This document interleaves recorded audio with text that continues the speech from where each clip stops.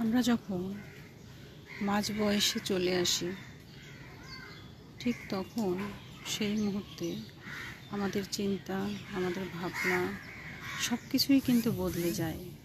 আমরা একটা সময় খুব রাগ, অভিমান, বদমেজাজি এগুলোকে নিজেকে প্রাধান্যটা বেশি দেই একটা বয়সে। আবার একটা বয়স আছে মানুষকে সহ্য করতে খুব সহজেই পেরে উঠতে পারি না, সব কিছুতে রাগ জেদ থাকে।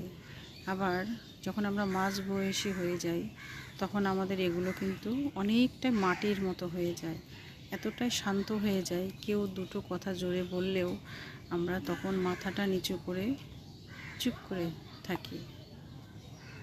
এটাই আসলে সময়ের কাছে আমরা সবসময় দুর্বল। আমরা সময়ের কাছে এতটাই দুর্বল হয়ে পড়ি যে একটা সময় আমি ছিলাম যে সে আমার সামনে কখনো উঁচু স্বরে কথা বলতে পারতো না। আর একটা সময় আসে যখন সেই মানুষটাই আমি তার জায়গায় চলে যাই, সে আমার জায়গায় চলে আসে।